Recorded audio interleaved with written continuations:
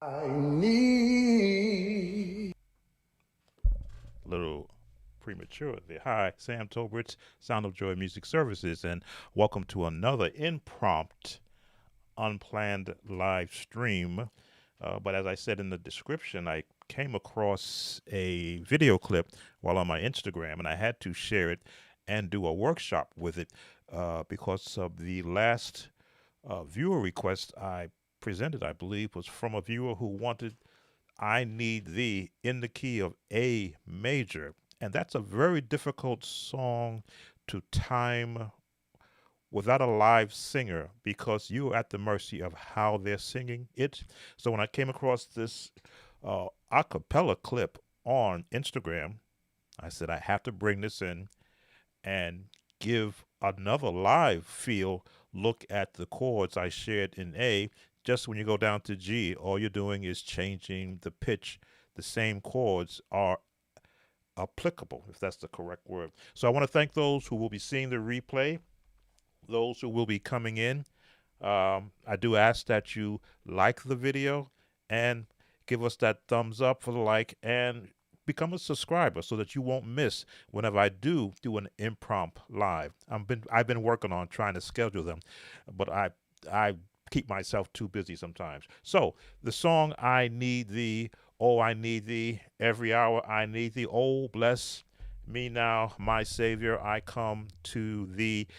Everyone sings the chorus part. No one does the verse unless it's done as a congregational song and they're reading from the hymnal. So we'll take it from the soulful, the gospel. As I say, I've been for this month of September giving you a breakdown of those songs that those piano techniques that gives you that gospel sound, that seventh chord, that minor six, right? There we go, minor six chord, the diminished chords. They give that gospel feel, and yes, they are jazz. That's all of your gospel, jazz chords, which have been modified and used in the gospel experience, especially from the piano. The song I've already tried the song to see that is in the key of G. So we are set up in the Chordy app in the key of G. Just to let you know, the when you play for a singer, they can float. Just throwing a scale in there, they can float in their keys. You never know where they're gonna go, where they're gonna land if their voice hasn't found its, in a sense, sweet spot. This video looks like a young man, looks like an athlete with a tremendous. He was raised in somebody's church where he could duplicate what he had heard as a youngster and how the song was represented. So I'm waiting for more to come in as I'm watching. Just look at some of the chords that can be applied.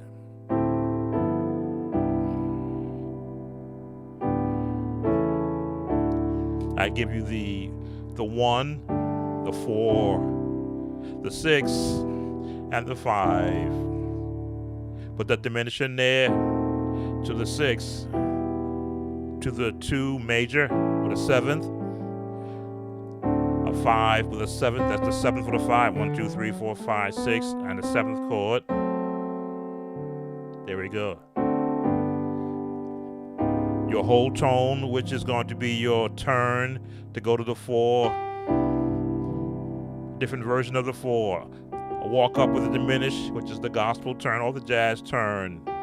The 5 with a 1 with the D with the 5. Trying to talk in the natural terms for those who do the number system. 5 bass with a 1 chord. Right up to the diminish to the 6. The gospel walk up 2, 3, 4, 5. Stay in the 5 and go down to that 5 with a 7th. That's the gospel tone and the cadence. Who joined? All right, let's get into what we're going to be hearing and then how I want you to be able to learn the approach to a singer singing this song. Here we go. I need. 1, The 4, 5, to the 5, diminish up, to the 6, to the 2, 5, 1, to the 4, diminish up, 1 over the 5, walk up to the 6, minus 6, to the 5. All right, stop it right there. Now, because this is an a cappella singer, he has no, oh, there's a gentleman in the back egging him on with his version of the video. Hey, how you doing, Daniel? The musician is always playing catch up when you're playing for a soloist singer, and especially if they're singing this type of song. Because I've already previewed it, I'm sort of synced myself in when his turn is going to come. But as a musician, you find the easiest chords first. The 1, the 4, the 1, the 5, 6, back to the 1, to the 5, 1, until you get in sync. Then before you can throw your turn in to go to the 4, to the diminished chord, to the 5 over the 1, to another diminished chord, leading you to the 6.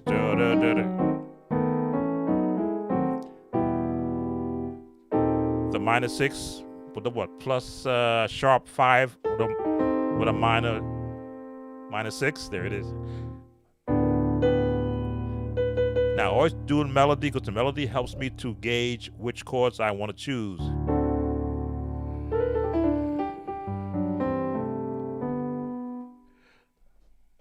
Why did I lose my feed for my iPad?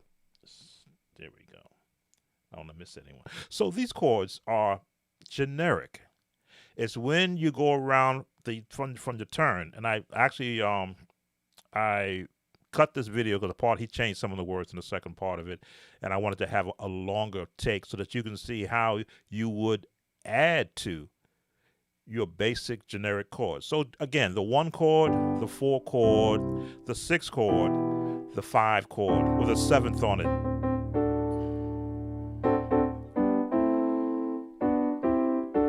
5 major, diminish, and all these chords are applicable in a different part of the song. That diminished chord is right here. If you look at it, we're just repurposing it and moving it down.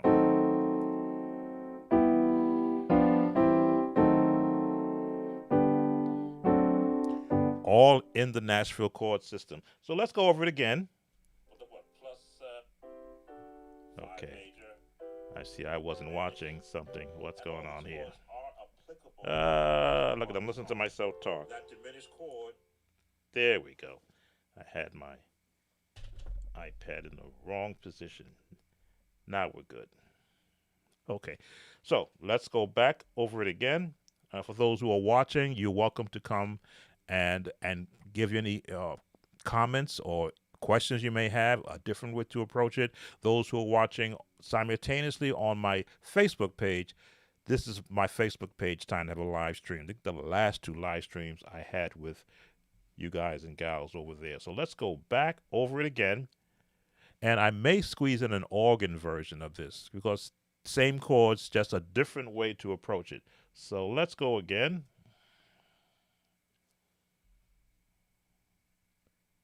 I need the different chord. Rest. Stay right there. Don't move. Now the 6, minus 6 to the 5. You know you're going to the 5. The 7th. Minor. Diminish. Up, minus 6, down, 5 over the 1, go to the 5,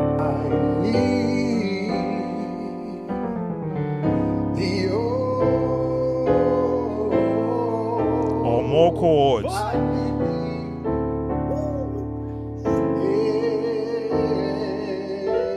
Yeah, every hour I need thee. Oh, yeah. More chords. Bless me now, Falling with him. my Savior. I've come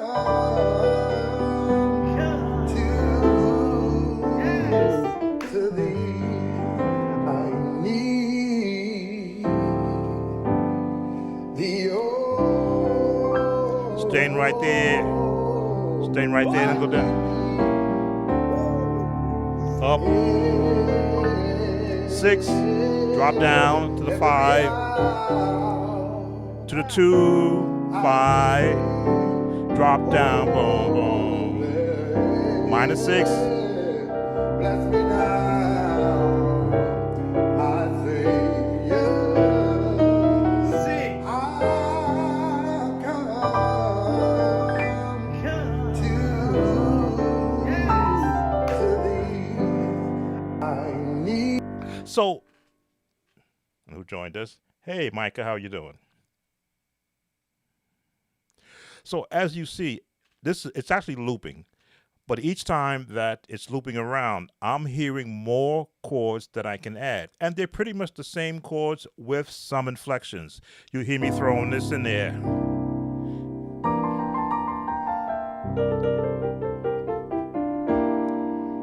But also keeping timing when he changes. Which is why I say learning the melody to songs is so important, because it'll give you the timing you need to know what chords you should be on, or if you can hold that chord.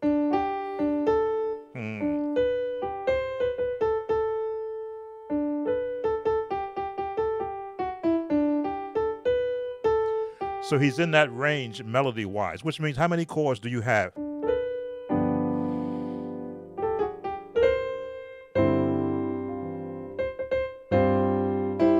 There we go. But I'm still holding that bass on the 1. Now I can change the bass. I can throw that in it. Now, if he's already singing that note, which is down here, there's my diminished.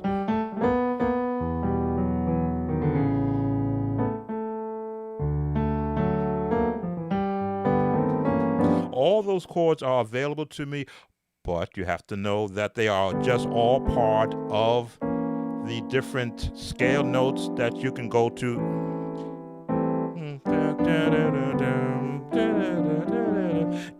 Once you become chord savvy, and by chord savvy, I mean that you begin to add more chords than you've learned over the times that you have been educating yourself through not only my videos, but all the other videos of the tremendous content creators that are out there. I try to give as much of the traditional sound because that's my era. I won't give you the 13th and the dominant 7th chord name. I won't give you that. I'll give you the chords that when I was a young musician and singers like these came up to sing, as a youngster, I would be ushered off the organ for a more qualified musician, and as my skills got more competent, I would be asked on the organ to replace someone who maybe did not have the ability to help a singer like this articulate musically what they're singing. This is a art. Like an artist who draws paintings, he may throw away 1,000 paintings before he makes that one that they feel is their best work. But in this genre of music, every time you sit down, it should be your best work. So as you see, each time I allow it to loop and play, I'm adding on more. I'm using the whole canvas of notes that are available to me. Would have been nice if he had raised the key, then I could have shown you how you actually transition. So let's go through it again. Again, this is a workshop session, but for those who have come in, you have the opportunity to ask questions. I am monitoring the stream. It's a 30-second delay, of course, but I am monitoring. So let's go back again and let's let it loop a couple of times, and I'll just keep building chords. I know I'm going away up here. If you're not comfortable being up here, just remember it's the same notes. It's just a different octaves.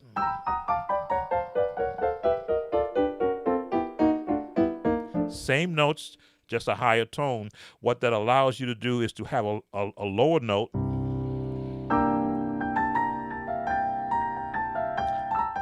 You can solo up here. That's all it does. It gives you a chance to, in the sense of the musician, have a little piece to solo in while the music is going on. Enough of me talking. Let's go back. I need the More chords. There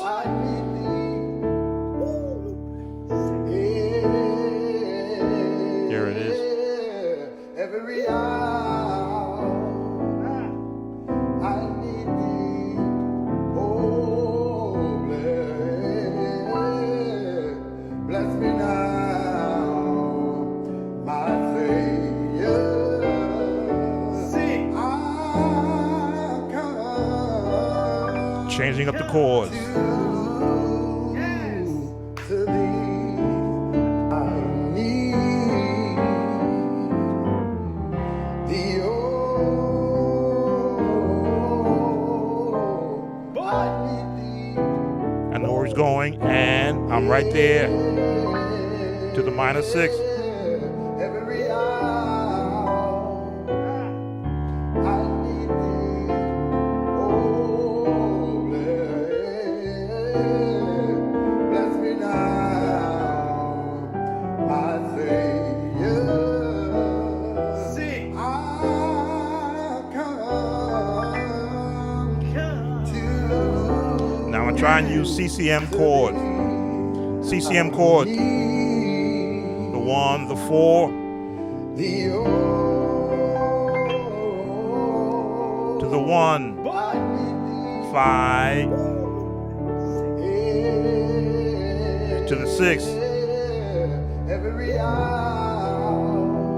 5, 1, to the 4,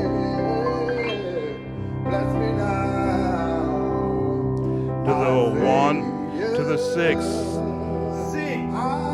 to the 5 over 1, stay in the 5, gospel,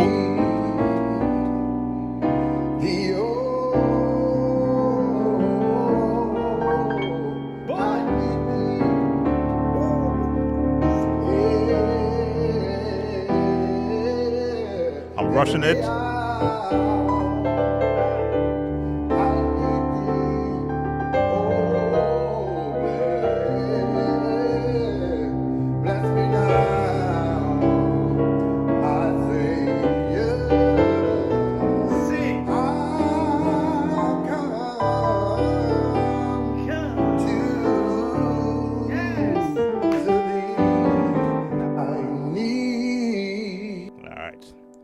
Whew. Yes. Trying to demonstrate all the different styles which are appropriate. You know, like when I called out the CCM style, that is your basic number system. The 1, the 4, the 1, the 5, to the 6, to the 5, to the 1, to the 4. And you stay on the 4. Even though you want to feel gospel, just stay in the gospel, stay in that 4. To the 1, to the 6, back to the 5, and stay in the 5. Very, very bass line chords, and right there. Can gospel and the CCM sound mix? Oh, it already has. It's only when you have the musician who has a what's the word? An understanding of what Pentecostal church requires. Pentecostal church requires all that.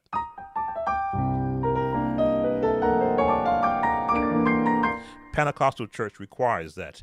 If you're a musician who's still learning that that traditional Pentecostal sound, and a Pentecostal musician comes by visiting with his church choir, he'll perk up the ears of the listeners, which is your congregation, And they'll go, wow, our musician can't do that. And that musician will now begin to be challenged.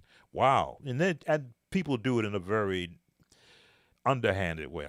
They'll say, oh, wow, that musician that came, he could really play. And you're like, well, I've been here 5 years. What have I been doing? Oh, he's not you. Not that you're not good, but he can really play, which just means they want to hear this. Because let's just be honest. Some churches don't feel they have church until they've sweated and ran around the aisle, and the musicians sweated also. I was never a musician that liked to sweat, but then I had to at times so that I could keep up with the pace of the service. So when you see me jump around, because those are the things as a musician in the church that I served, that was a necessary requirement, because I'm more than just there for me. I'm there for the congregation also. Are there any questions from those who are watching? I see we have 10 that are currently watching live right now. Again, Sam Tolbert, Sound of Joy Music Services. If I forgot to present myself, forgive me. I did not want to lose the opportunity to get this stream out. The church musician, especially the gospel church musician, is under tremendous pressures to always be perfect every time they sit down. So when they're confronted with a soloist singer whom they've sometimes never played for, they have to be a little timid. But if the singer keeps singing, they will begin to open up to see how they can support that singing. Once again, stop me from talking. This time I'll let them sing a little bit, and I'll just jump in with chords. I need the I need thee.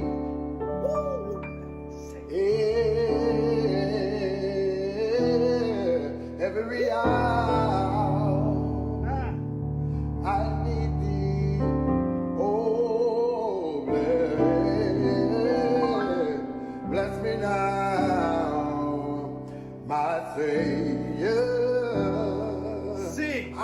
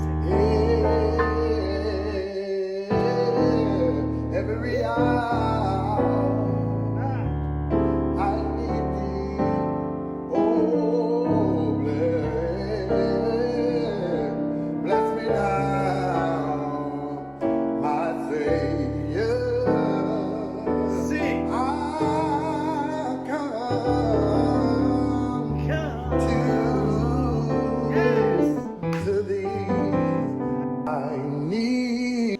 All right, so now I didn't have my organ. Hey, how you doing, Mr. Boduke? I don't have my organ software running, but I do have a organ patch, which serves I don't have a foot pedal for it. This is the only difference, but it does serve to be able to give you how the technique will change when you're on an organ. I do have an expression pedal. Same notes, just the technique changes. Let me change to the sound I really want. That's not the one I wanted. There it is. Move up my expression pedal. So now my fingering will have to change because of the setup of this, where I was normally here for the piano. I have to shift now. But now I can hold notes.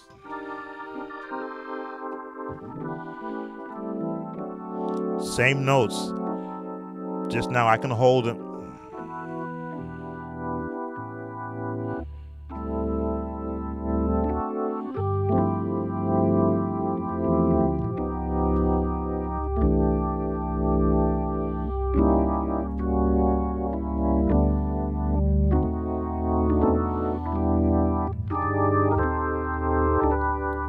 I am mimicking the bass notes with my left hand. That's why I'm stretching my chords out, because you can do that on an organ.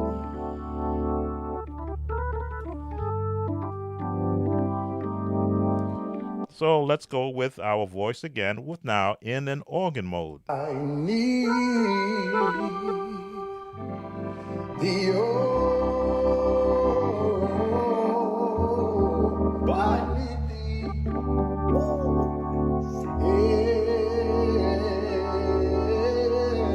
every hour. I need thee, oh, bless me now, my Savior. Sing. I come to thee. I need thee, oh, I need thee.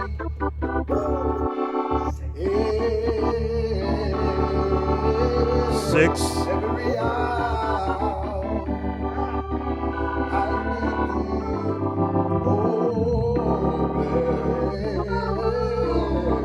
bless me now, my Savior. Sing. I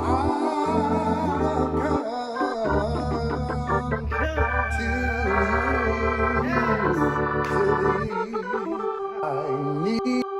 So the chords are the same. The 1, 4, 5, 6.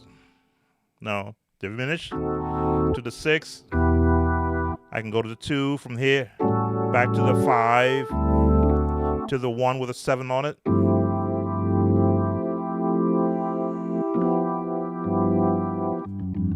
Yeah. Same turnaround I did with the piano.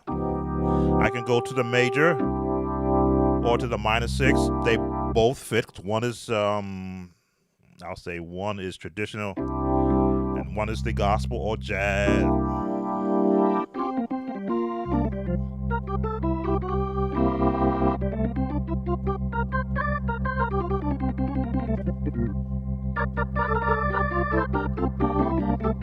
Diminish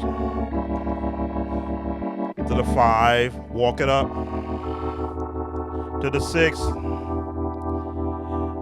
Now you can do the gospel, walk up the 6 major, 6 minor 6 rather, minor 6 major, minor 6 major, or the diminish. Again, it depends upon musician what chording you want to add.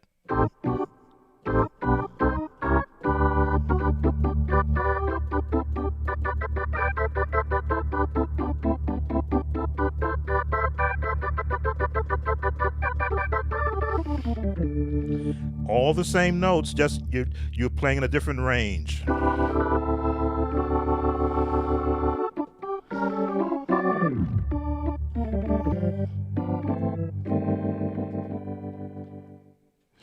Yes, it is G major. Can you do try tributes? I will bless the Lord. Never played it. I have heard it. I'll see if I can pull it up quick while we're still doing this, Andrew. But so that is the other approach when you're playing this song. More times than none, I'll say 8 times out of 10, it won't be a congregational song. It'll be someone singing it as a solo. And when you have the bass chords to be able to follow them when the song first starts, then you can expand. And the gospel sound is sevenths, minor sixes, and diminished chords. That is what I have deemed. And again, I'll speak it because when I was playing for a Pentecostal church, those are the chords I would add into when I was playing, depending upon, again, sometimes all seasoning is not the right seasoning, but when a song calls for it, when you want to, as they say, get that soulful response from the listener, you want to throw in that seventh chord. But that, and if you're on the organ, of course, you're going to bring all those drawbars out.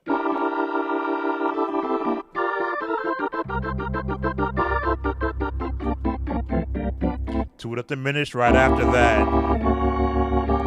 And bring it up to the rounded and major. Another diminished. Now, I didn't go a major six, but you could do that with a seventh to the walk up. It's all about knowing where the chord families that are around you. In this scale, you've got 7 notes. They all have chords associated with them. G chords, A chords, D chords, C chords, D chords, E chords, F sharp chords, and back to G. So knowing that every scale note in the scale has chords that are associated with them, you borrow to see what makes it sound better.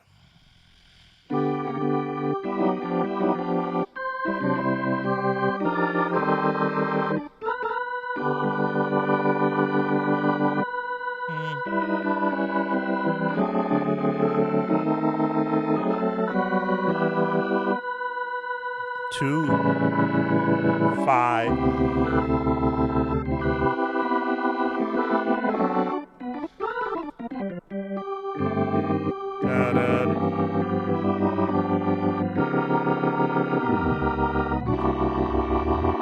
Your jazz turn.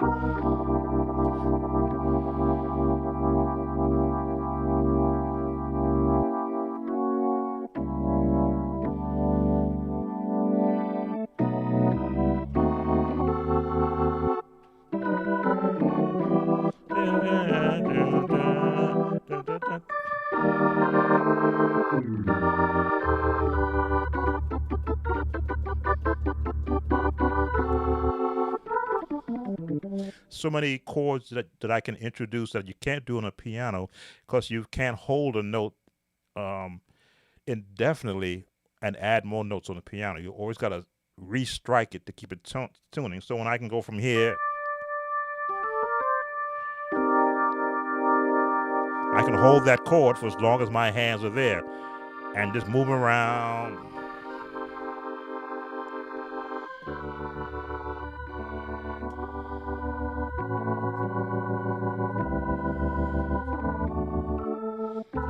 There we go. Yeah, I have that reached.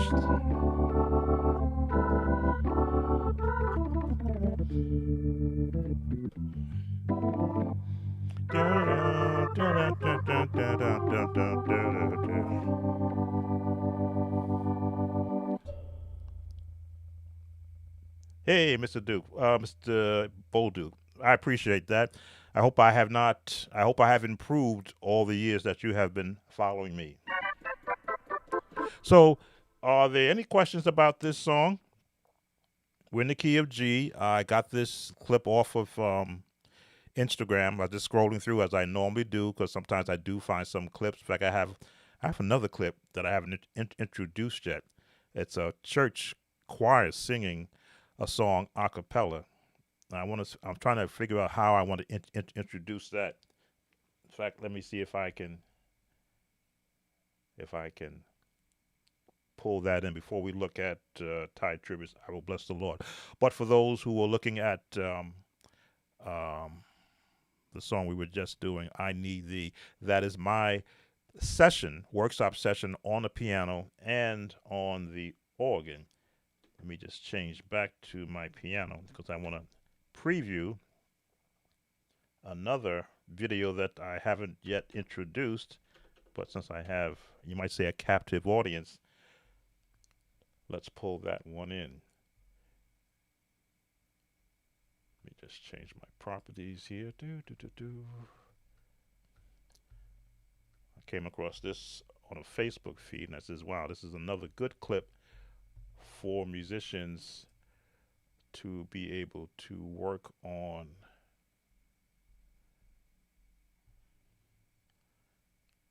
in chording behind choirs.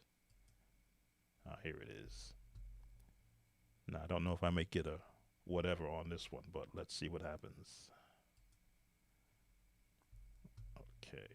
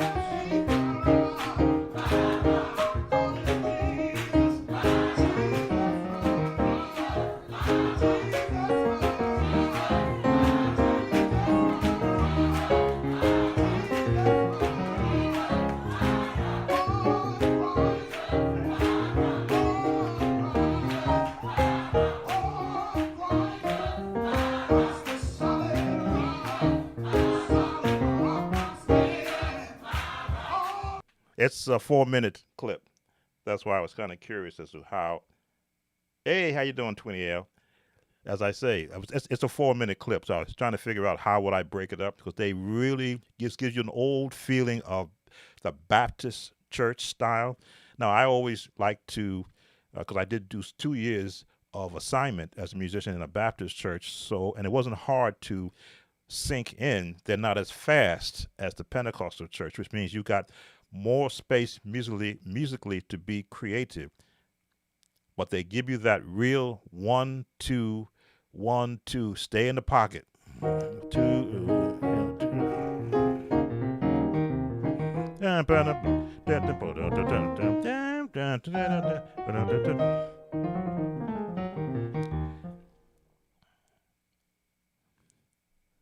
Let me give you one more touch of it.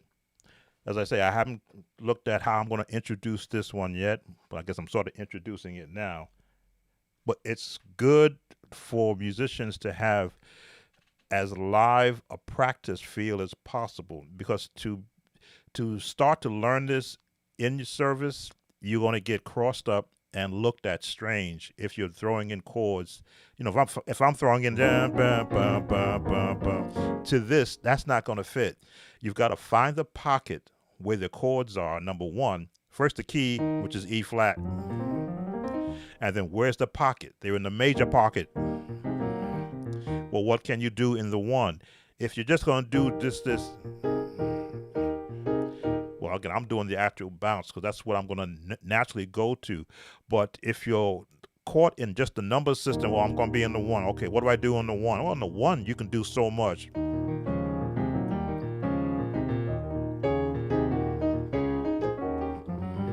You can do all that in the one. All that can happen in the one.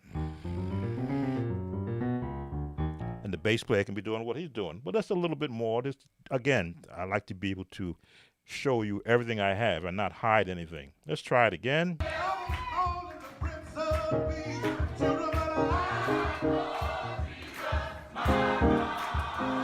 Hear the voicing.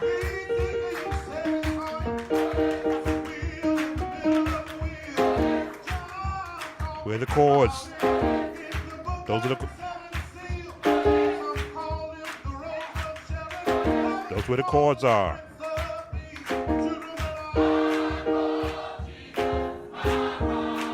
Now I know where the chords are.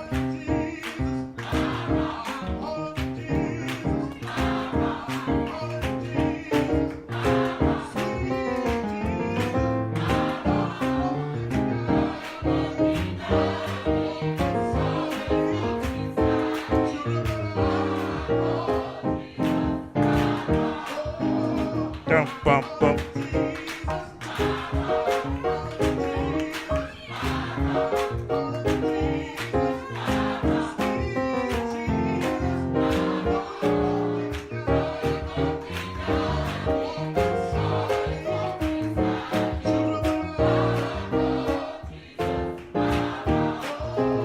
Bum, bum, bum. So I came outside of their vocals, but then came back in where it counts. So I can go into the minor and then come right back to where they are.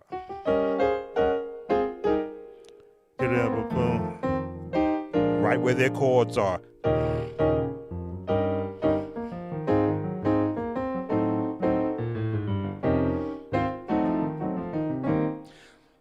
Those are the techniques and chords and movement that I've learned as a musician for years. But unless you are really comfortable with, as I say, maneuvering the notes that are around you, you don't try that. Hey, Faz, those progressions are major, minor, diminished, rather, excuse me, seventh, minor, diminish, and what is it called this? E major add 9, which is mean I'm adding this note because I like the way it sounds. If you were to think of the jazz,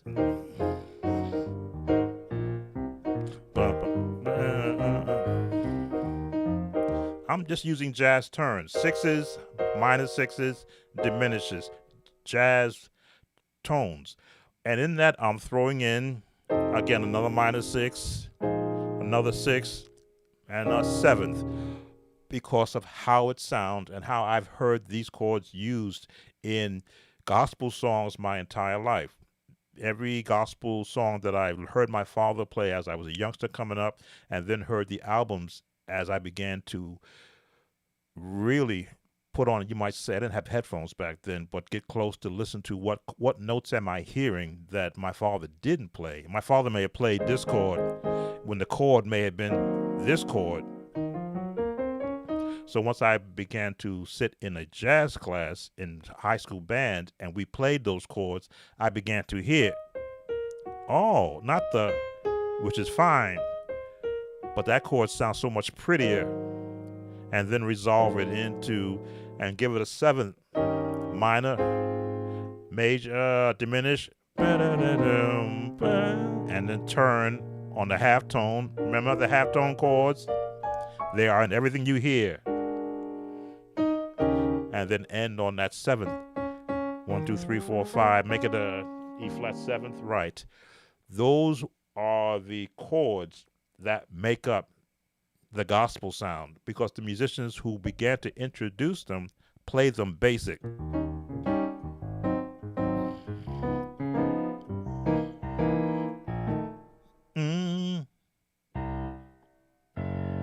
E, F. So when I began to hear these same tones used in songs, I would go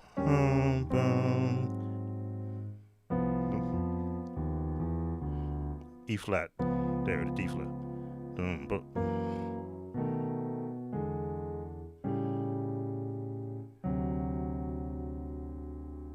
Let me see. Just practice this. Always get caught there. We should practice this.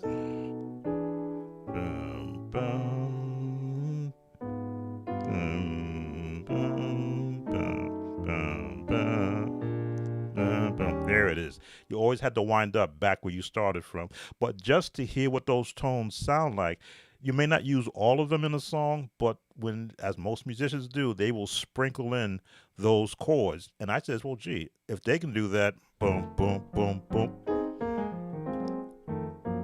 That's all I'm doing. The same chords, just using them chromatically, which is the tritone chord, right? Tritone. That's all. It's the tritone with a bass on the bottom.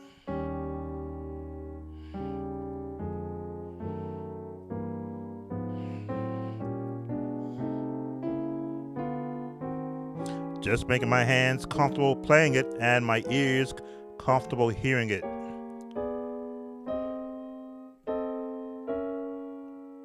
Almost there. There it is. And again, a tritone is here and also here. It depends upon where you're going to count your 6 notes. 1, 2, 3, 4, 5, 6. 1, 2, 3, 4, 5, 6. 1, 2, 3, 4, 5, 6. There we go. That makes up a tritone. The lowest note determines the name of that tritone. This would be a C tritone, but if I switch, now it becomes an F sharp tritone. What is a halftone chord? The halftone scale is, if we start in C, it's every half note, every half key up.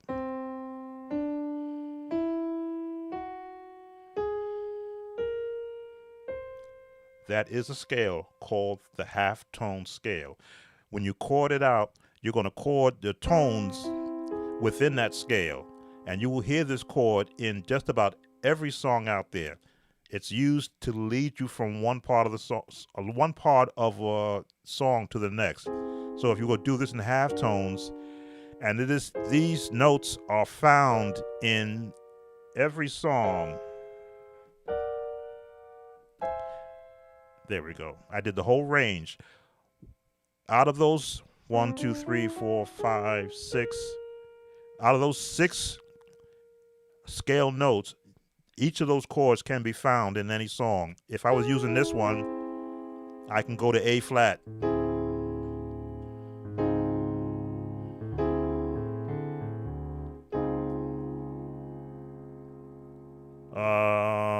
He used to use Donnie McClurkin's song.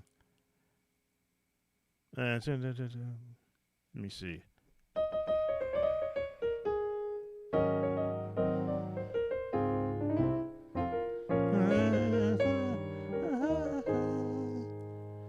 After you've done, there's your halftone. All you can. There's where your halftone. If you're doing this song, is it More Than Everything?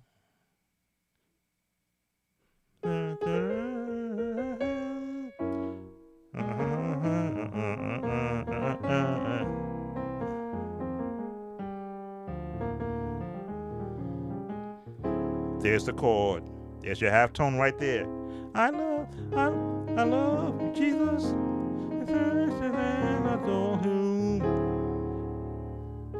There's that halftone chord. And every song out there that is wants to turn from the 1 to the 4 we'll throw that halftone chord in it, a version of it. It could be this one. It could use that out and just.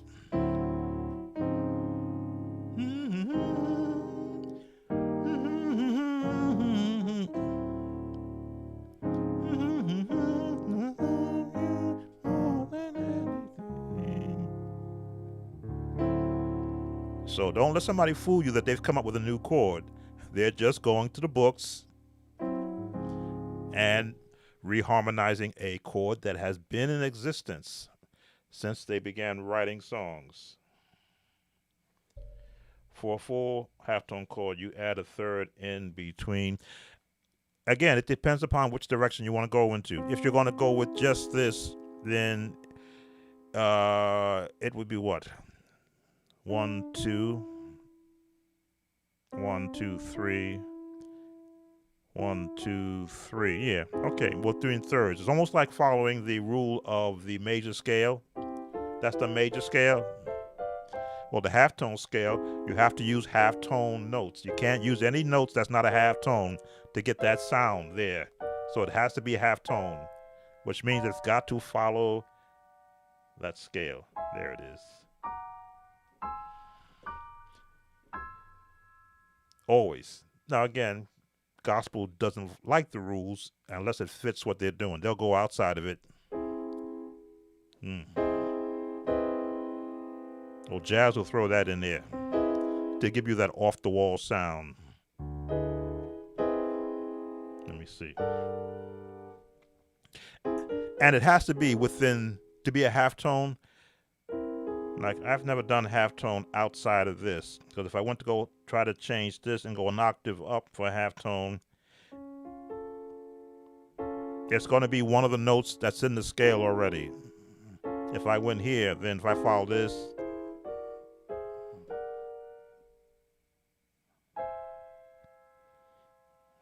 can I do that? I've never looked at it that way. Half, half.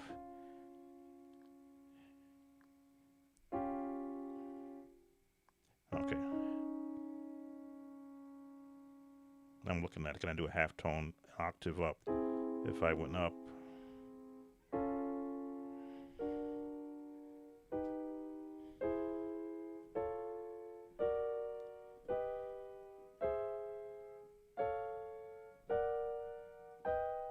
I guess you can do it in different keys.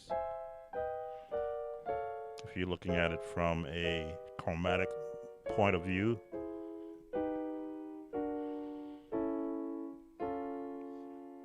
Something is wrong. Half. Half. Nope. Yeah, that's right.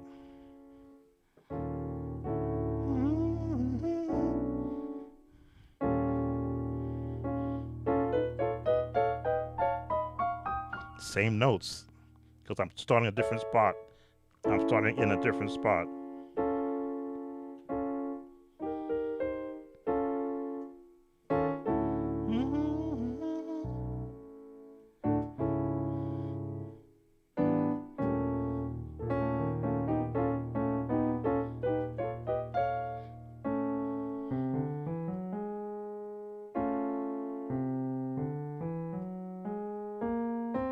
Okay. So if you start on a different note, it becomes a different halftone. But it has to be spaced by full tones. If I started in F, I have to have halftone would be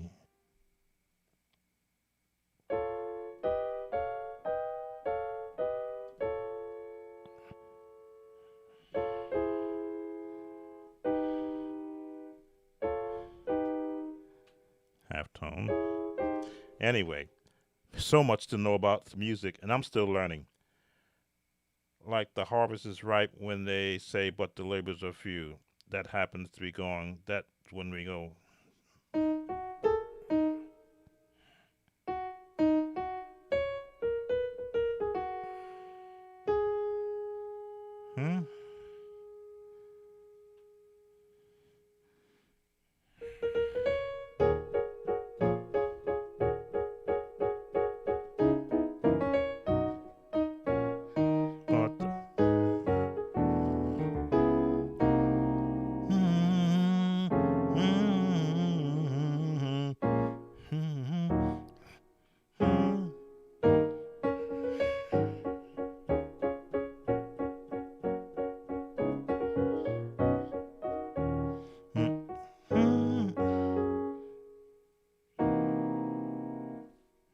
used to know the song.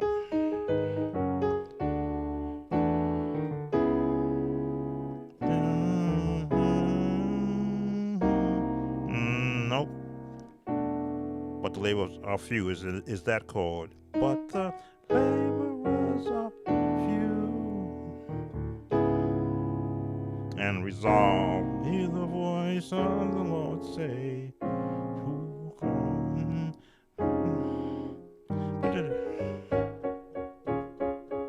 I used to know this. I used to know this chord.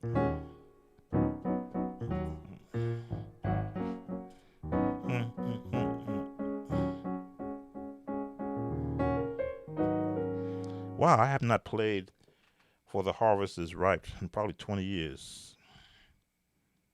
Yeah, now you're making me stress my mind. I used to know the opening to that song.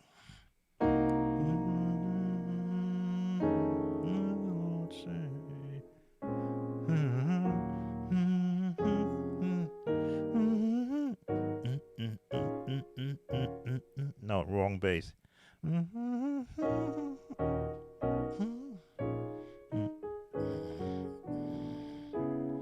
Wow, it's been a long time. This chord. F, G. Better make up your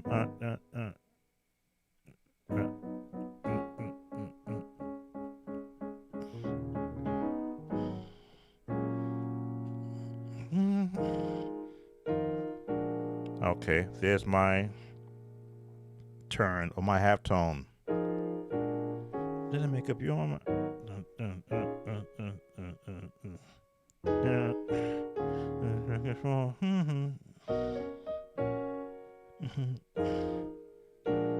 There's my half tone. There's your half tone right there.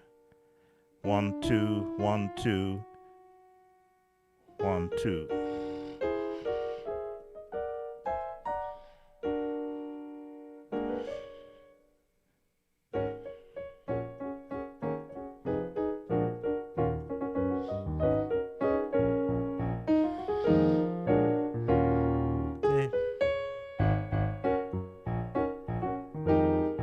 There's your half tone right there. Just stretch it out.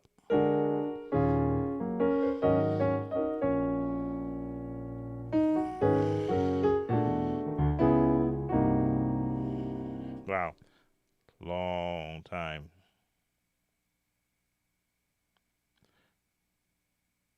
Long time since I've ever had to play that song for youth choir.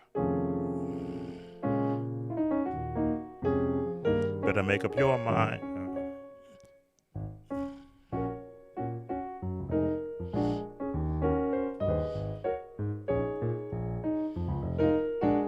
Save to serve. Save to serve.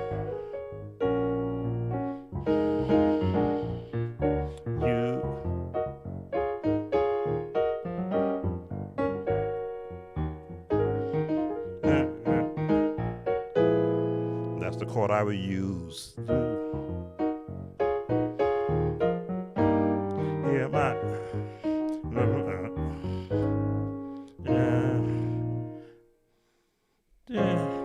For the heart is.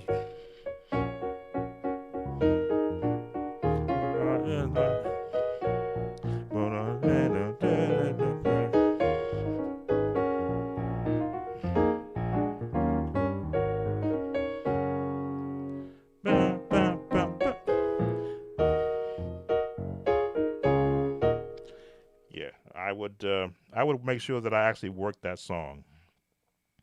I would work it.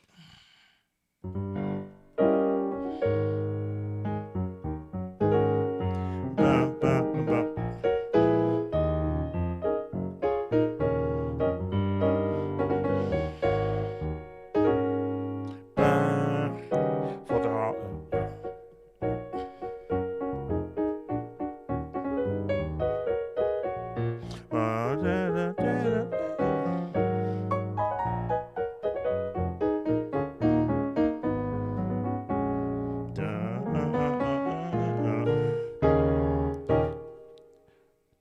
F, G flat, but also E minor.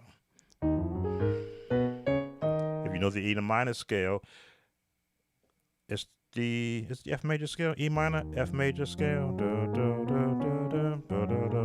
Yes, E minor scale is the G flat major scale. They are relatives, which means borrow all the chords from them.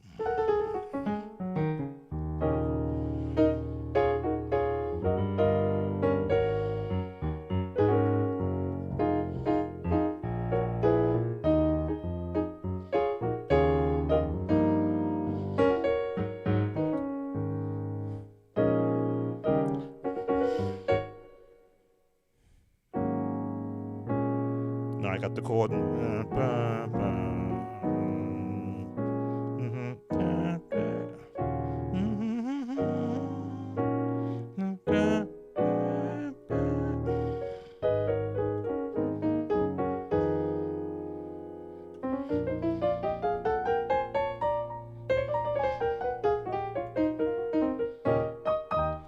All right. Milton Brunson, It's Gonna Rain, Nathan, I think is on my list of viewer requests I haven't gotten to yet. So I would have to listen to it. But I'm sure more than likely in my past I have heard it, just never had to learn it because it's not ringing a bell. But like all songs from the Milton Brunson era, it's the big band sound.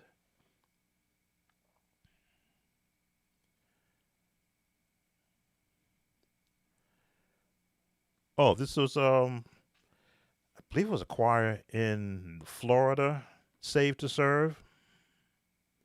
Hear the voice of the Lord say, who will come and worship me? For the heart is right.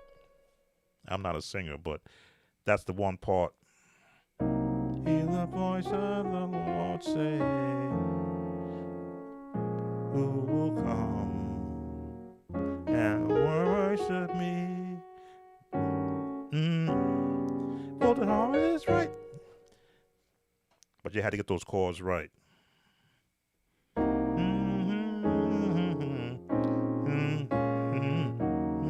Worship me.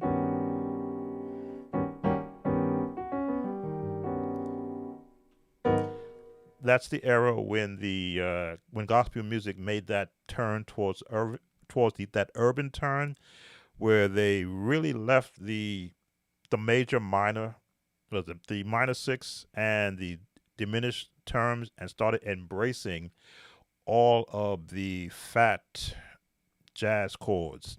It's a jazz chord.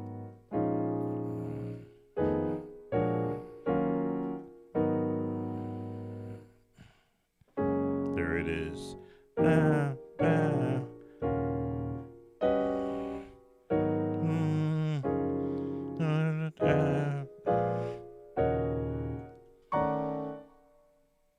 There it is.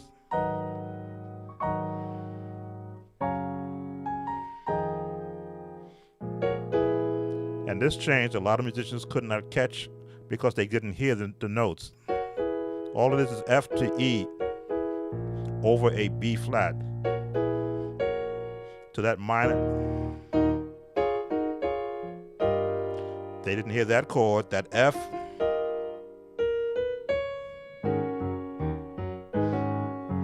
Wash them.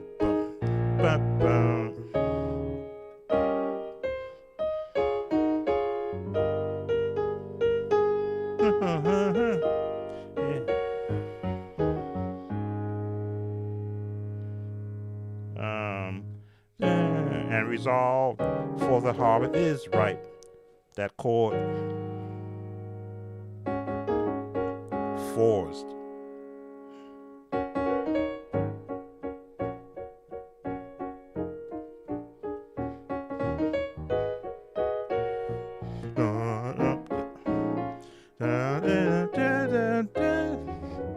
Again, I would always play around with that because I could hear different movements in this, when these songs gave you space to musically jump around them.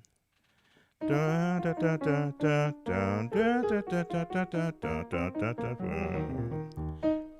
I can hear them, where I would want to go musically, and my hands with years of practicing, can go where I want it to go. Yeah.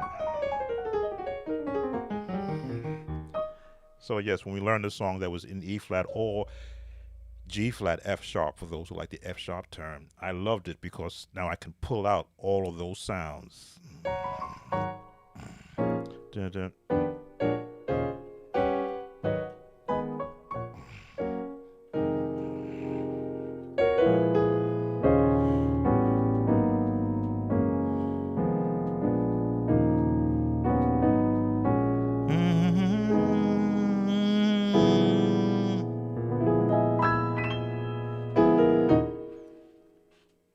Sounds like the same chords. He was there all the time. Took a little jazz chords for soloists. It almost sounds like call him up. Well, they all borrowed from each other.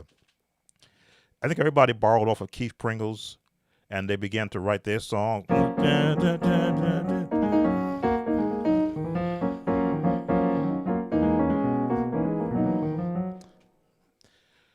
Why should I worry?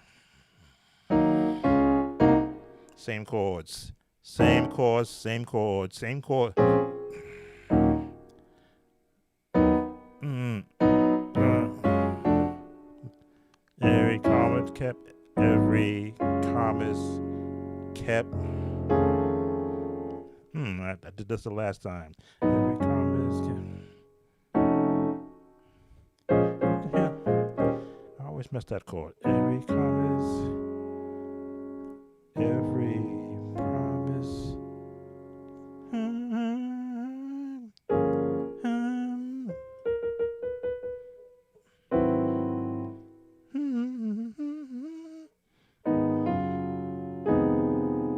There it is.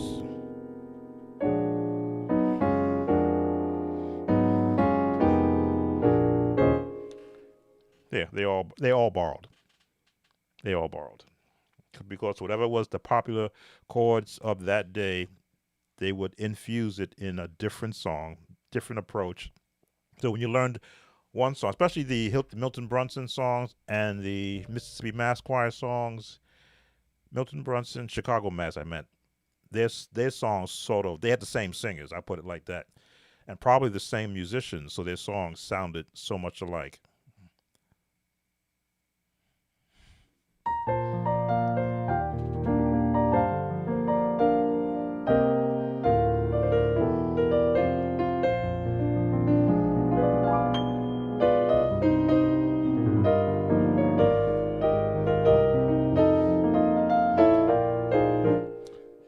Available to you has a lot of the chords that you will hear in some other songs. So if you learn the one song, you begin to hear those same chord changes. There's your half chord.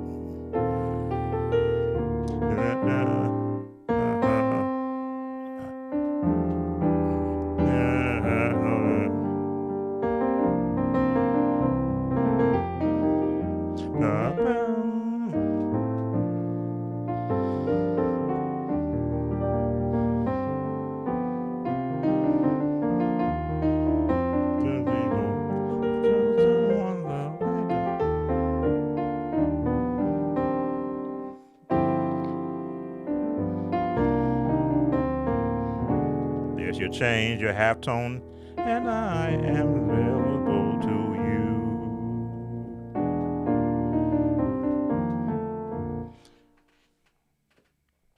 I'm going to listen to this when this is done. Been following him since early 2000. I've been stuck on Milton Brunson this month. Milton Brunson's songs are iconic. Um, learn all of them. Learn all of them. They are, especially I think it was He Cares. That's the one that has been.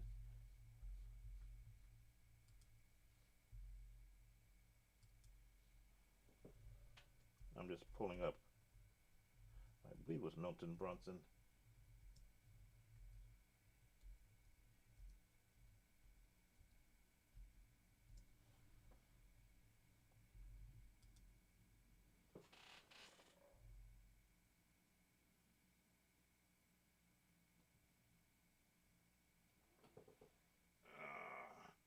Oh goodness, for the good of them who love the Lord, and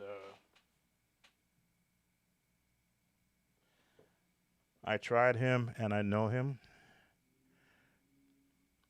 How come I should know that one?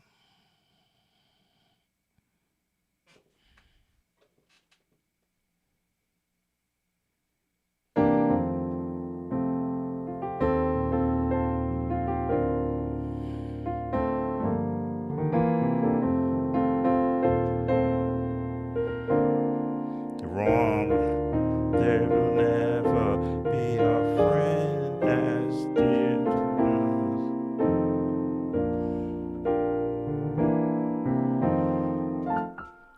I believe that's I tried him.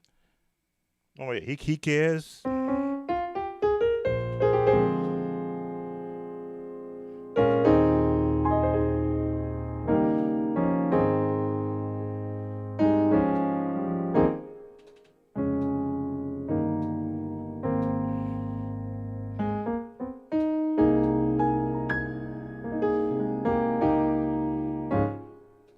Boom, boom, boom. Feel like all hope is gone. Big band sound.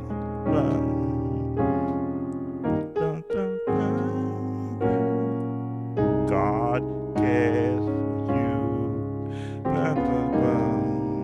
He knows just what's best for you.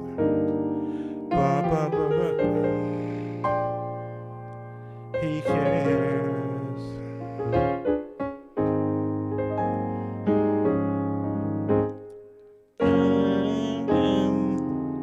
Jesus knows.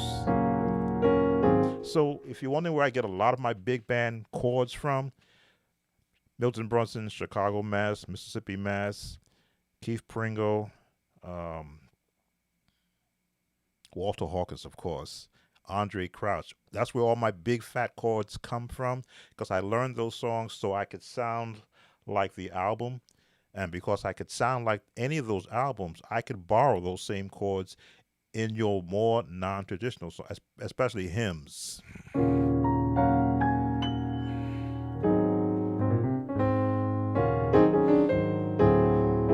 There's your half tone again. Again, everybody borrows it. Mhm.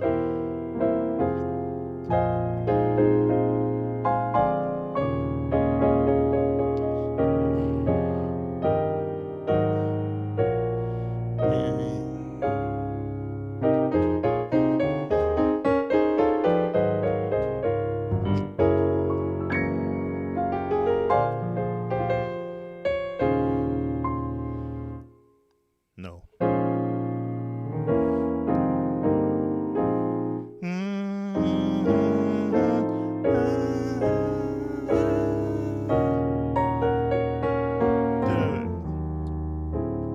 My half tone there.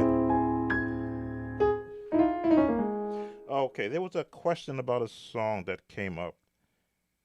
I don't want to get caught in nostalgia because that can happen with me when I bring up all those songs. I'm scrolling back to make sure I touch on that. Oh, Tri Tributes, I Will Bless the Lord. Kind of a pop culture song. Let's see if I can just listen to it and touch on it. I will bless the Lord.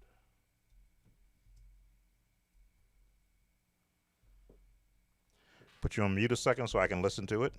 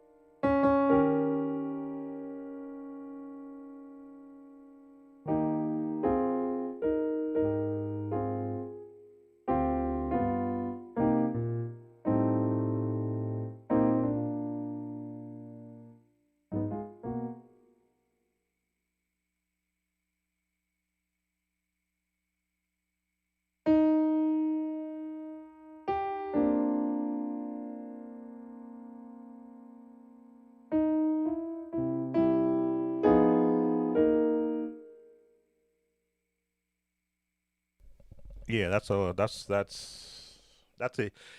a musician uh writing that song. Hey, Nathan, take care. Yeah, um that's taking someone else's song and reharmonizing it. I want to say something else and leave off the harming.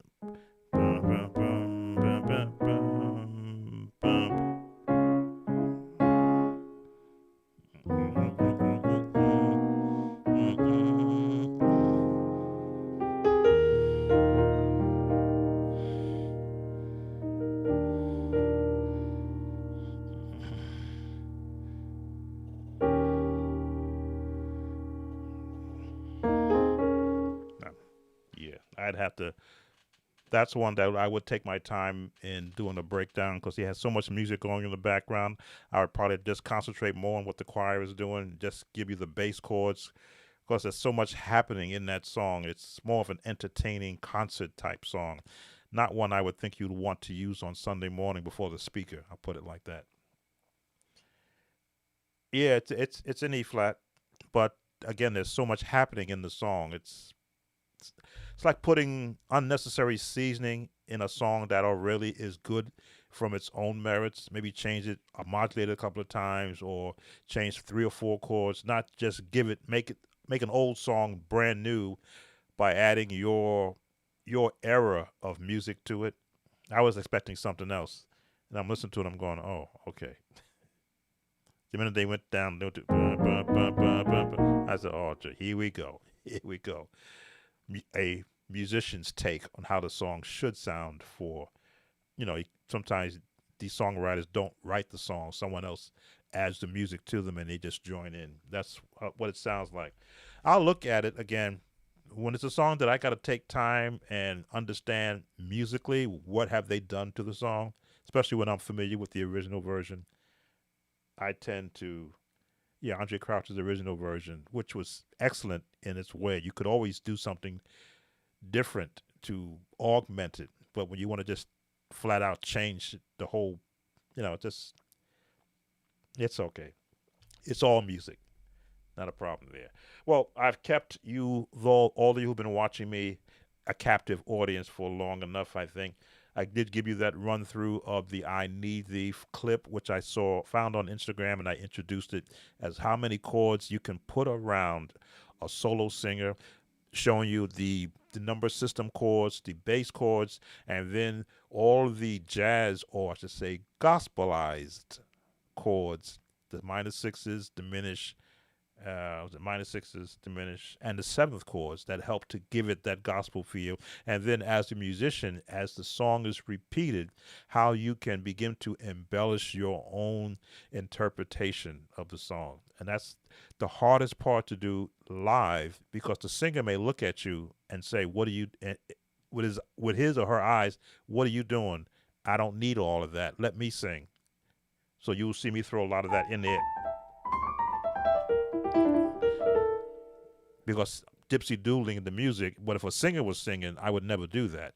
I would just stay within my pocket in support. If I hear them reaching for a note that they can't reach, then I'll go out there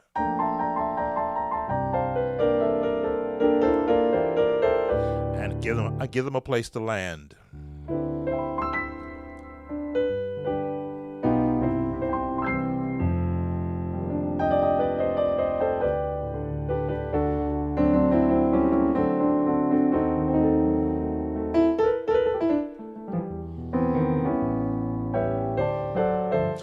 One more time for those who are coming in late. Daryl Curley would hurt musicians for playing over him. I wouldn't doubt that. He had a tremendous voice, which you don't hear a lot of nowadays. He had a lot of good singing, but as far as a tremendous voice that would stop a person, a person would stop to listen. I often say, as a musician, you should aspire to play the type of music that God Himself stops by to listen to you play. Even though He's heard you play before, but if you can zone yourself from your practice sessions into a zone to where you are playing not above yourself, but where you should be musically. Often I would hold back a lot of what I do chord wise, even as a youngster, because it wasn't appropriate for that moment. A lot of what you see me doing now, I was doing when I was 19 and 20 years old. I'm 67 now, but I held back because it wasn't acceptable back in the middle 70s. As gospel music began to evolve and change, then I can flow with what was coming out then. And even then, if it was a choir song, I learned the choir parts first to the song and then chord around that versus learning what the musicians was doing, because the musicians sometimes was going off the wall. But if you lose your choir while you're going off the wall playing the songs from the album, and your choir don't have their notes, I would always try to double back. Okay, soprano, you're here. Alto, you're here. Tenor, I know that's a hard note for some of you, but that's where your notes are. And then I would chord around that, making sure those notes could be heard. But that's what I would do.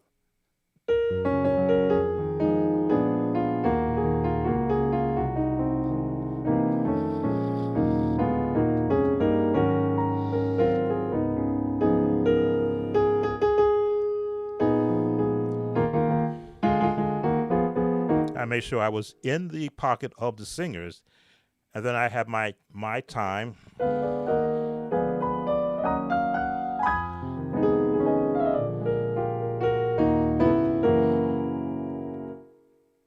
G, F, D, B. I had to remember what key I was in.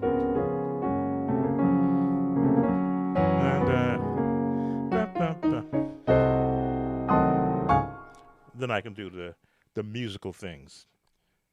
Wow, you came through the era of where Opie Day wasn't acceptable. You've been able to go. Yes, I was there. My church would not sing anything from Walter Hawkins. We got in trouble singing. What song were we singing that Sunday? Don't wait till the battle is over. Shout now. We were doing that as a opening selection, and the bishop of the church, who was in his mid-70s, stopped the choir because the soloist was going too crazy. Even I knew that. She was pushing it too far.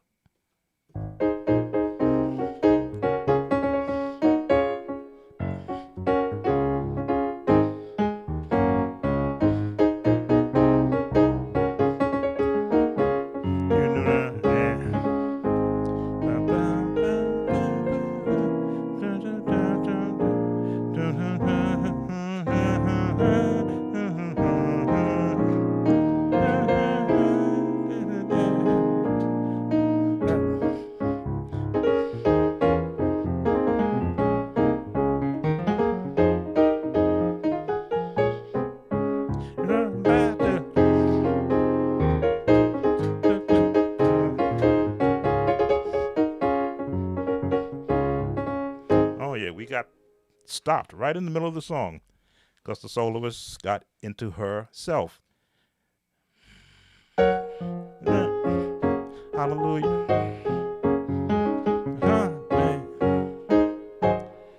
Yeah. But as young people, we got over it. We knew we couldn't sing that song no more in the church or any song like it, so we went back to what we could sing. But then as leadership grew older and missed a lot of services, and we had the assistant pastors take over on those Sundays, so all of a sudden we could open the door to that. And let me see, Jesus. I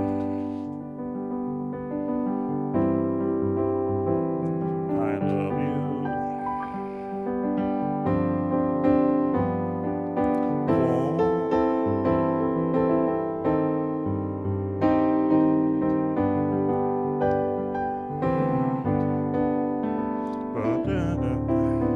And played this one a long time. Jesus.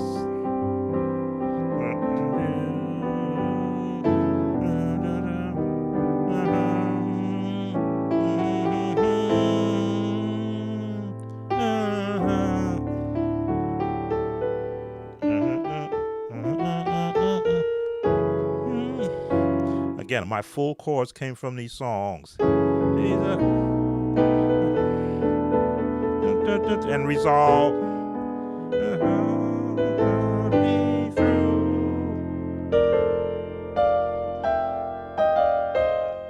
Okay, you wonder why I do this? I got it from that song.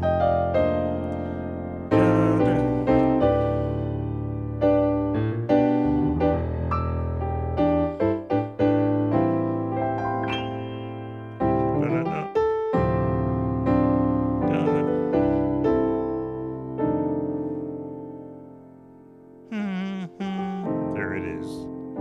Wow. Back in the 70s, I did that song. Come Play As You Are by David Crowder. Don't know that. Oh no, Jesus I Love You was done in the key of G. I believe it was G. Or maybe it was in A flat, but our choir could not get that.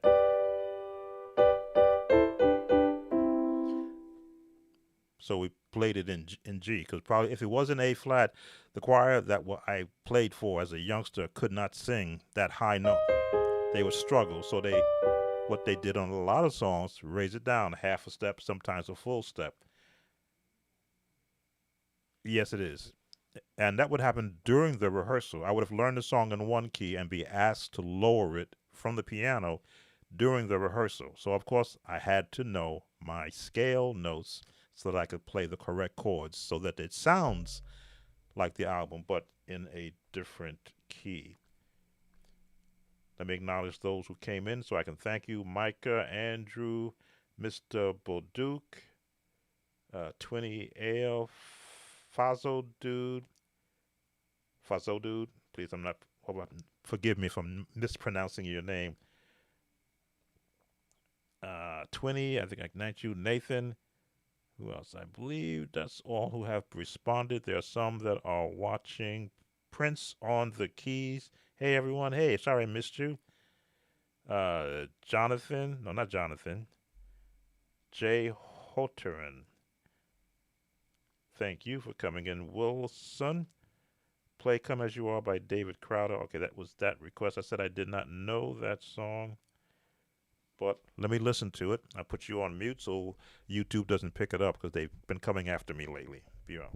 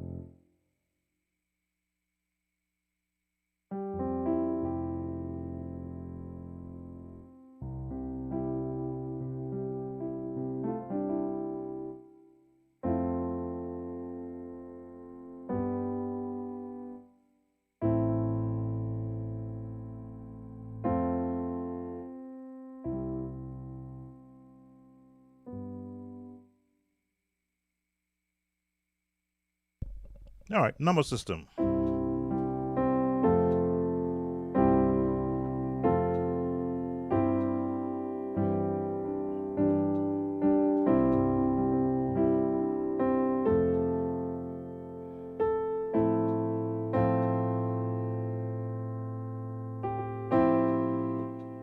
There it is. Mm.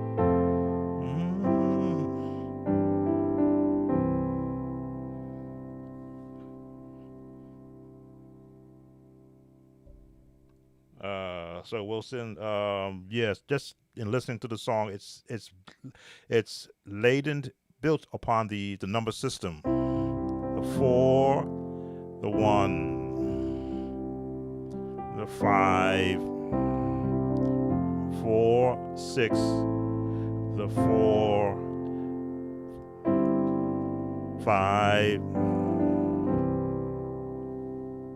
It's just the melody would be the the determining factor as to how the song is interpreted. Without the melody, the chords are just your routine, standard 1, 4, 5, 6 chords. Let me see. Richard Smallwood was around. I don't remember much of his music back then, besides Center of My Joy and Total Praise, so he was allowed to be sung on Sunday.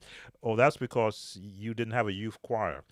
Richard Smallwood's earlier music was when I really got indoctrinated into there's more than the traditional sound a piano can play.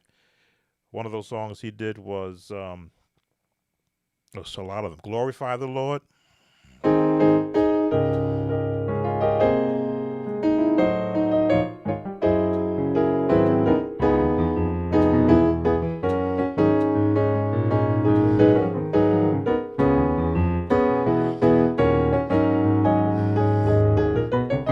Ah, yeah.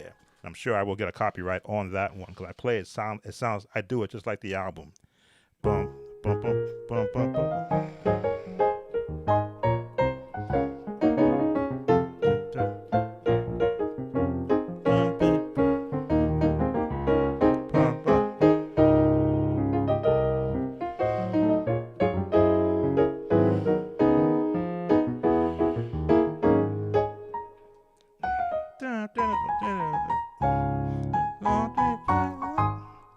So yeah, um, if you got some of one of his early, any of his earlier albums, you will find out that he was a classical gospel player.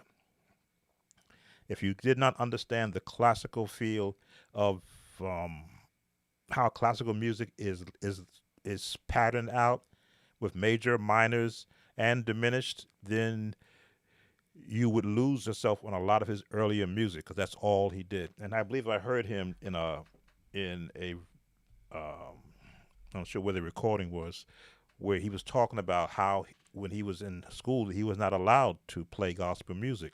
So what he would do is play classical music and put gospel lyrics to it. And that's how he was able to skirt the rules they had where he was at university. So some of his music, when I had to listen to it, I'm like, wait a minute, what are these chords? I've never heard these chords before. Then I would sit there and struggle until I accepted. Don't think gospel, think classical. Then it's like, oh.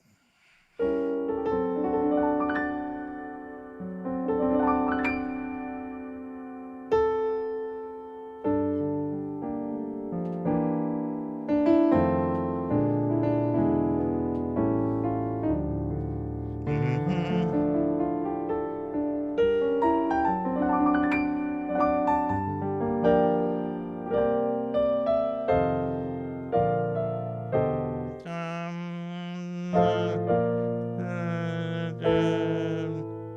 There is.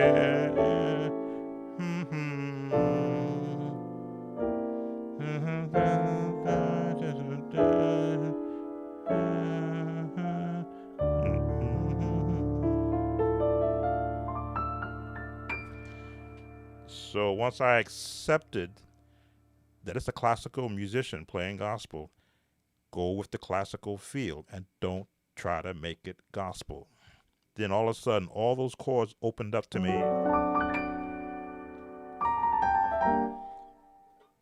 me see. Dum, dum, dum, bum, bum, bum. Da, da, da, dum, dum, dum, bum. Da, da, da, dum, dum, dum.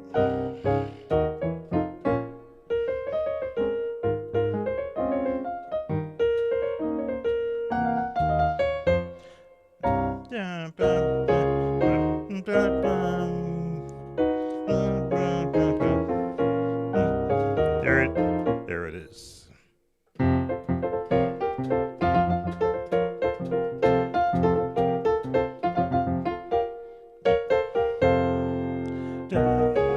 dun, dun, dun, dun, dun, dun, dun. Anyway, everything is a class. Everything is a class with Richard Smallwood songs. And you got to come to class willing to understand and grasp what he's teaching.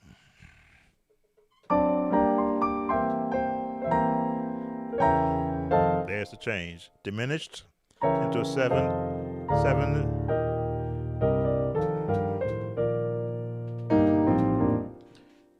Anyway, I'm going to get enough copyright. What happens is when YouTube gives me copyright notifications when they hear me playing other songs, I give them license to go in and mute that playing.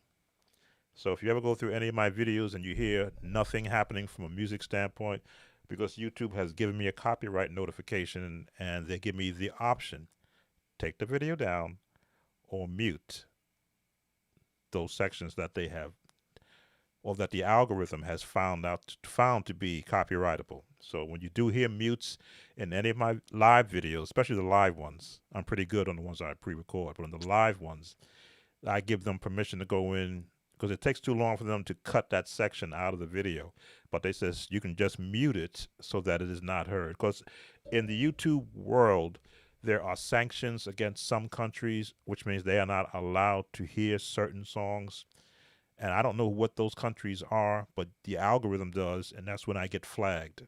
So music is not allowed to be played in X amount of countries. So it's either muted or take it down.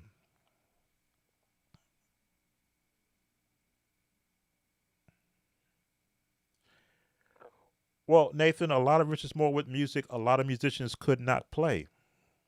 That's just the honest truth. A lot of them left that early music alone. They couldn't play it. They had gotten comfortable doing the gospel stuff. You know, a lot of musicians, you just say you want to continue growing.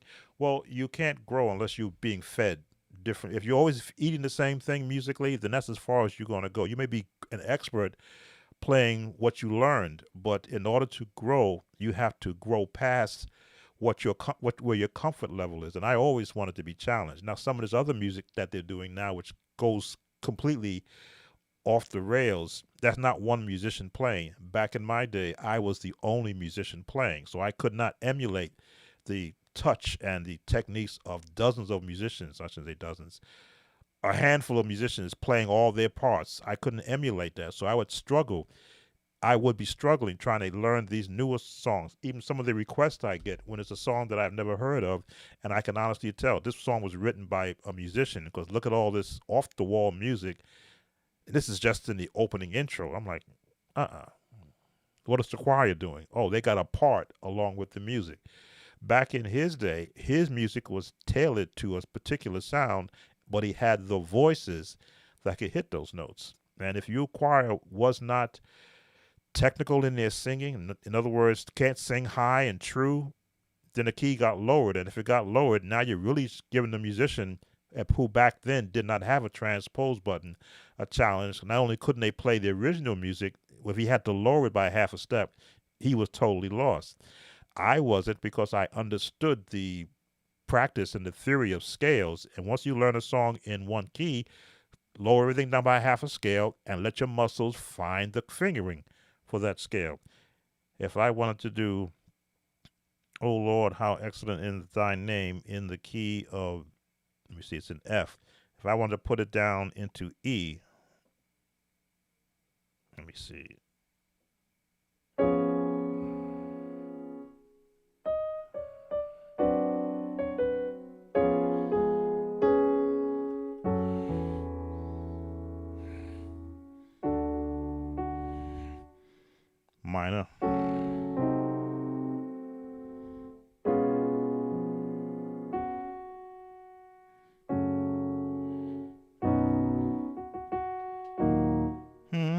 E flat, E major.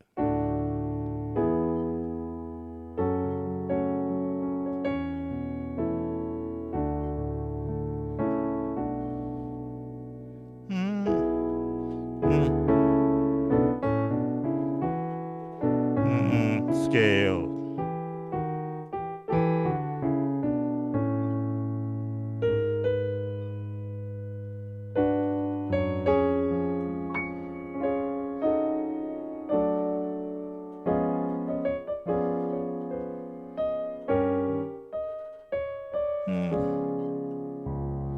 F sharp.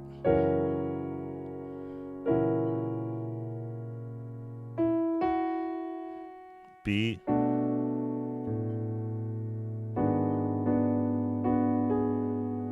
F minor. No. E flat. Here it is. F minor.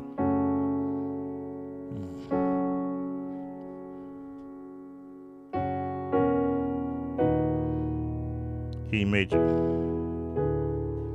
I'd have to work at it, but I could look at the chords on the keyboard and look at where the chord should have been, where it would be in the new key, and then let my ears tell me what I'm playing wrong. That's what I'm still working out, is able to transpose without using the transpose button, although you learn the number system and scale. It's rough with some songs. Yeah, it's rough when you don't do it all the time. I had to do it all the time because of the, again, choir which I had to work with. If they didn't have the vocals, but the music director still wanted to do the song, they would immediately look at me and say, take it down half a step. Then it's like, no, take it down another half a step. And this is during the rehearsal, after I had learned the song in the original key, and I became comfortable with every time I learned a new song, play it in a half step, full step, sometimes a 2 whole steps down, in anticipation that we're going to have to change the key. And once it became a habit, it just said, okay, where's the scale in this key? Oh, all right. It's in B flat. Nope, they're going to sing it in A flat. It's in A flat. They're probably going to sing it in G. Or they may even take it down to F. So I would practice on all those keys in anticipation. Again, back in my day, there was no keyboards. They were grand piano and the organ. So if your skill set did not lend you the ability to change on the fly, then it took longer to learn the song. They don't make them like you anymore. Yeah, I was made, but not from a piano standpoint. I was made as a actual musician, being trained by a musician who harped on everyone to practice. If you guys want to get good, then you're going to have to practice, and not just one thing. Practice everything. And when you're done practicing, take a rest, take a break, and then practice again.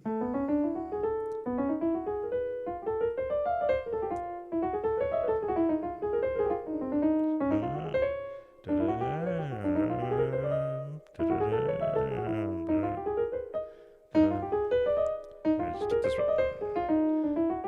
Let's go backwards. There we go. A flat, G, G flat, F, back down to E. I would practice that just so I can be comfortable with knowing that I could move my hands. That wasn't clean, but it was enough to know that I can still add that back into a practice routine. But then I learned other things like scale.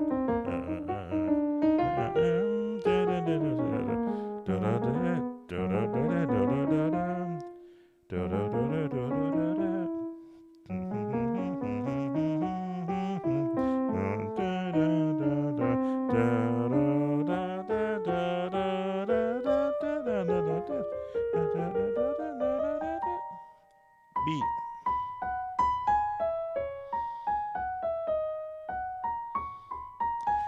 Ooh, that was a jazz exercise from a keyboard magazine.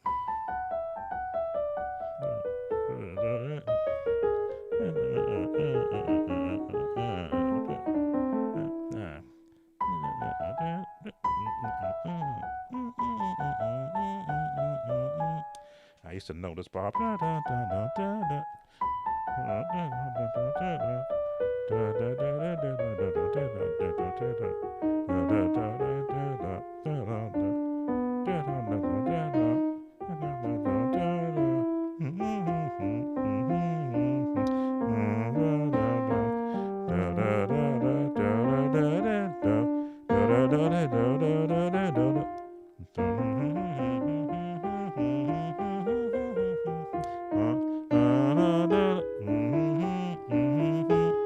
Another hit.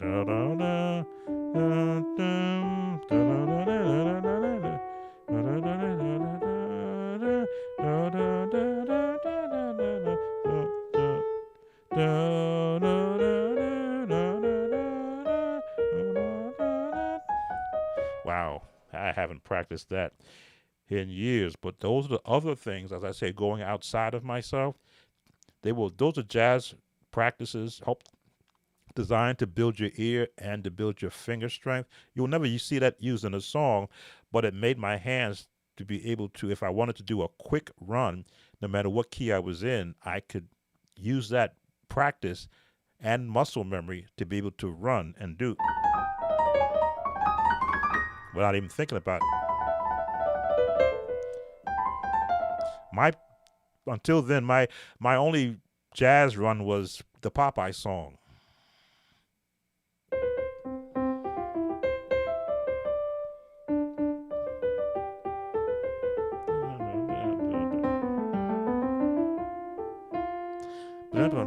There we go. In every key. B.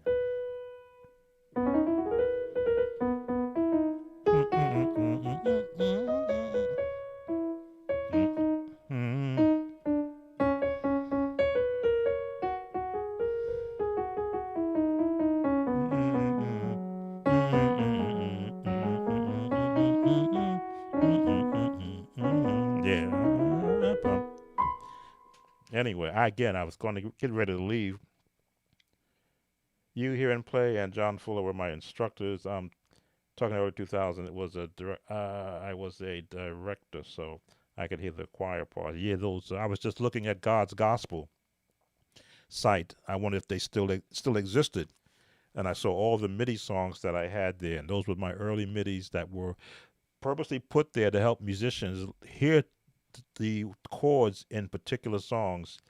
And for churches who didn't have a church musician, they could download a MIDI song, and if they had a MIDI player, they could have me in their church playing a song they would either hear out of the hymnal or from an album, exactly the way it would sound and in the exact speed and tempo.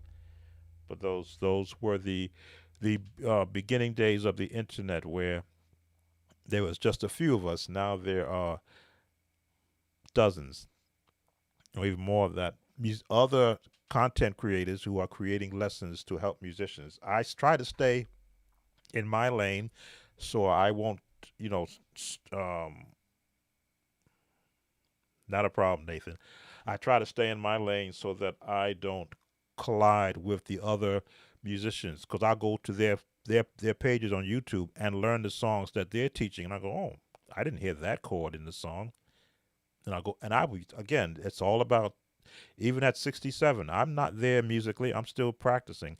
If you saw the video that I put up with my Xbox escapades, I took the music that they used out of it because I knew it would be a copyrightable thing on Xbox, and I put a quick track that I used keyboard sounds, and I downloaded slap and punch and kicks soundtracks, and I added them into the place because I'd like to be able to create music for not just church, but for theater, for video games, just being able to expand on more than just uh, the gospel scene. Again, I'm a retired church musician. Not that I can't do it, I desire not to anymore.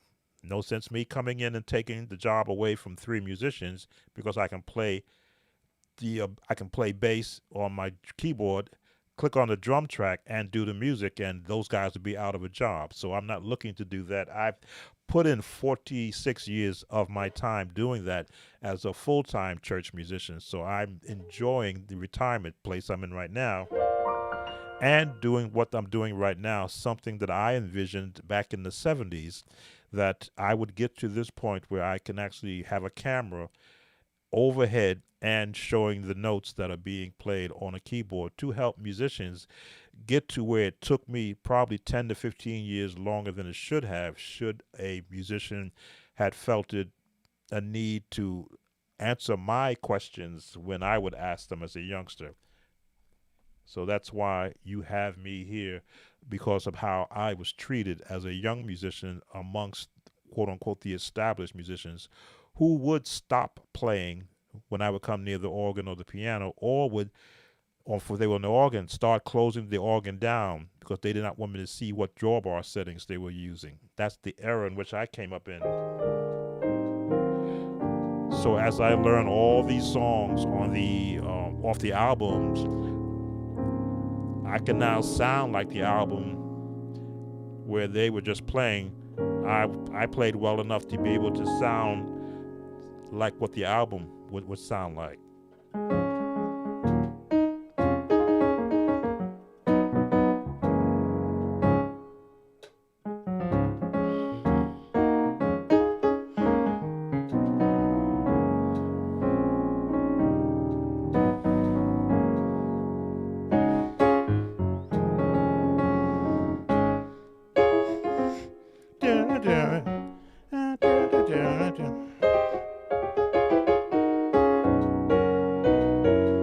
Anyway, I'm sure I'll get something for that too.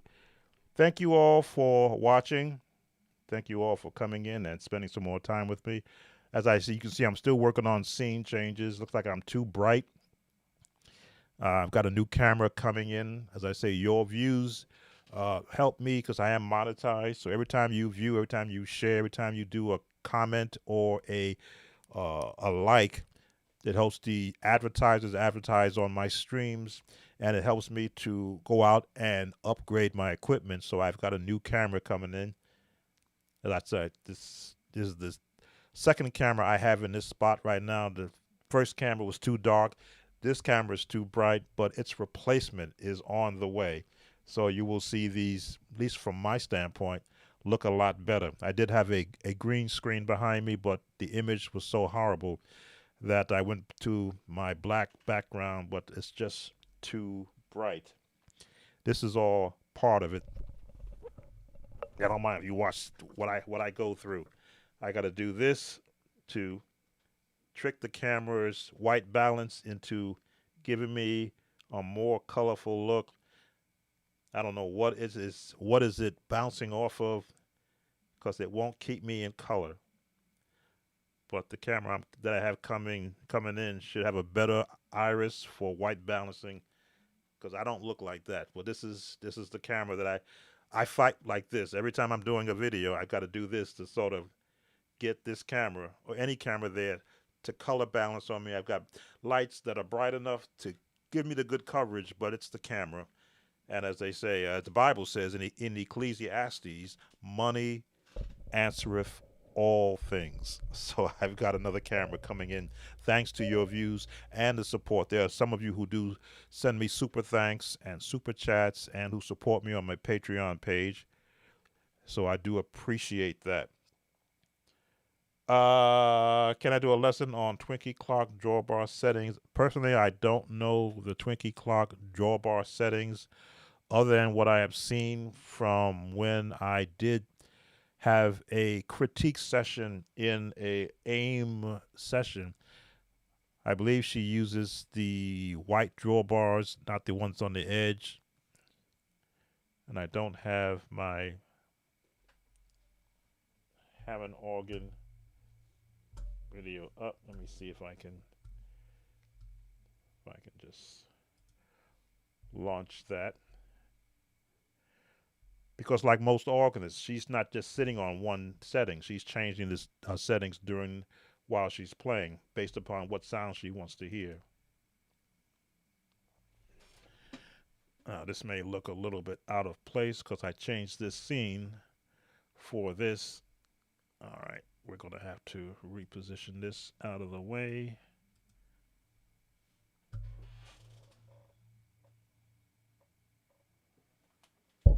All right, something has happened here. Something got messed up.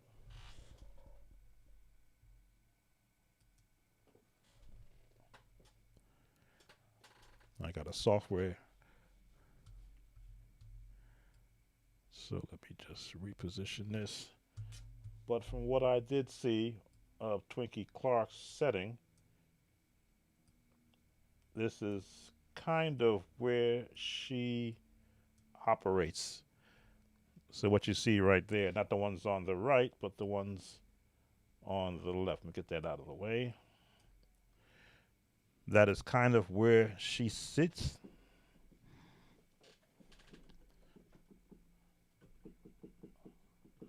Fortunately, you're not going to hear it. Something on my software crashed, and I got to go look that up. They're saying that it's not authorized, and I know it is, but I will get off and figure out what that is. Do we have another chance? Dallas Fort Worth Choir viewer request. It's a live video of the first 7 minutes on the song. However, near they go into shouting music. Another chance. No, I do not. I generally try to, and I'm over 325 viewer request videos in the past year and a half or 2 years since I've started viewer requests. So I only have the videos that are requested by viewers, and if it's too much of a challenge for me to have to spend 2 or 3 days trying to figure out a viewer request song, I won't do it. And I will always pick the ones that are number one, easy to do to help train that musician who wants to learn the song, and number two, also a song that might be beneficial for all the other viewers. Because I have found that sometimes a viewer is asking for a song that another 10 viewers also would have asked for. So they, again, let me know that they appreciate that song being posted. But another chance, let me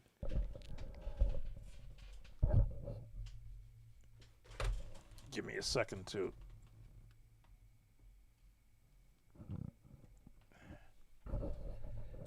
excuse my back. I've got to be able to.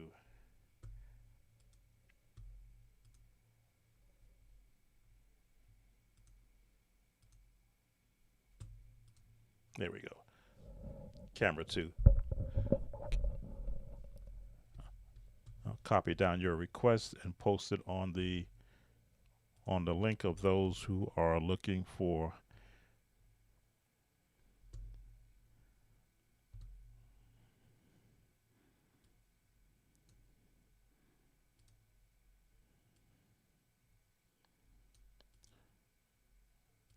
I'm just copying it and posting it where I have all the requests are.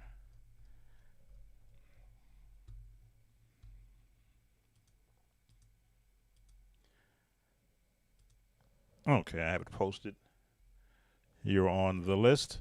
And again, this is as you can see, I'm a much better looking picture now that I'm on by alternate camera. I don't need these on if I'm not playing. So again, thank you all for coming in and spending some time. For some reason, this camera now is giving me vibes.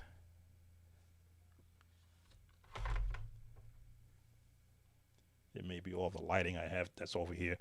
But again, appreciate everyone coming in, spending some time with me.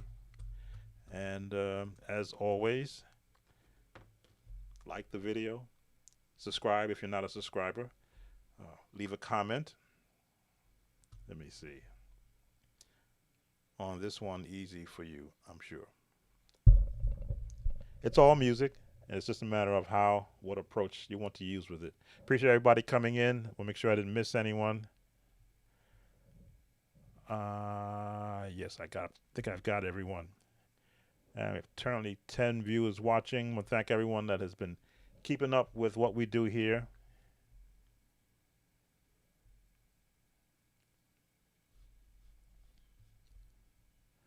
I'm watching old playback to see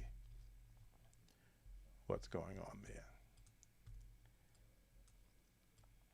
I like things in order, so when it looks messed up, I have to get the house back in order, and this needs to go.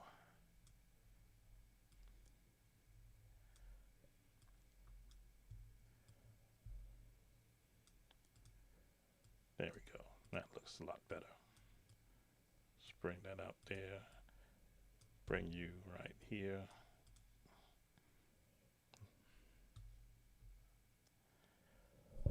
All right. Thank you all for coming in, spending some time with me. Sam Tobert, Sound of Joy Music Services. As always, make a joyful noise to the Lord. And I will see you on the next video. Take care.